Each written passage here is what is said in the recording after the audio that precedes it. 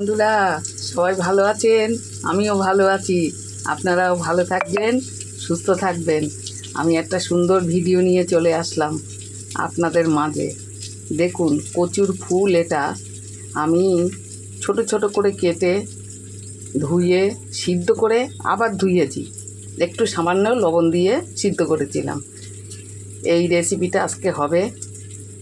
দেখুন কিভাবে করি।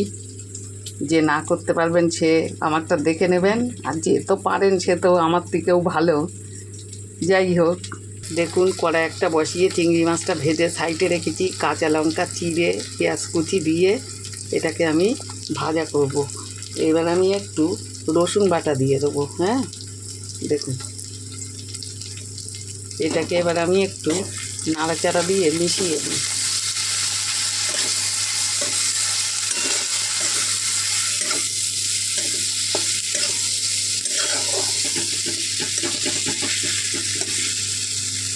এবার আমি সামান্য লবণ আর হলুদ দেবো।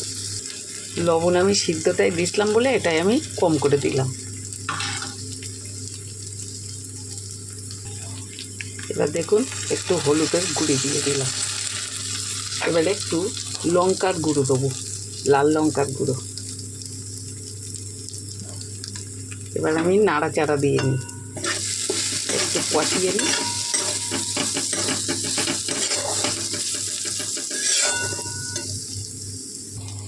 আলোটা কম হয়ে গেছিলো, ভালো লাগছিল না, তাই জন্যে আরেকটা আলো জ্বালিয়ে নিলাম। এবার ভালো লাগছে। এবার দেখুন আমি এই ফুলটা দিয়ে দিলাম। দিয়ে এবার আমি একটু নাড়াচাড়া দিয়ে নিই, ভালো করে একটু একটু কষাবো। খুব সুন্দর লাগে খেতে, জানেন তো।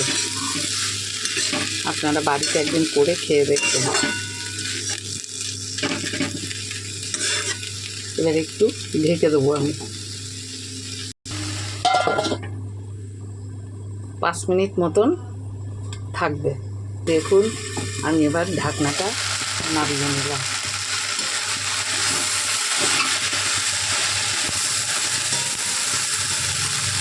কত সুন্দর হয়ে এসছে। এটা আর একটু নরম হয়ে যাবে। আমি জল টল দিইনি। হ্যাঁ, এটা এমনিই হবে। এবার একটু নাড়াচাড়া দিয়ে ভালো করে কষিয়ে ভাজা করে একেবারে নামাবো।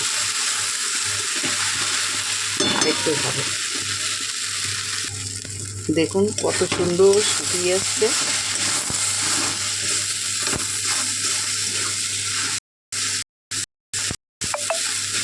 হয়ে যাচ্ছে। এবার আমি দিয়ে নেবো। না, আবার আপনাদের দেখাবো। দেখুন কত সুন্দর হয়ে গেল। আমি একটা ছোট প্লেটের উপরে নিয়ে নিয়েছি। গরম তো, কত লাগছে। যাই হোক, ভিডিওটা সবাই দেখবেন, সবার ভালো লাগবে আশা করি। একটা শেয়ার কমেন্ট দিয়ে দেবে। ছাড়লাম তাহলে, টাটা।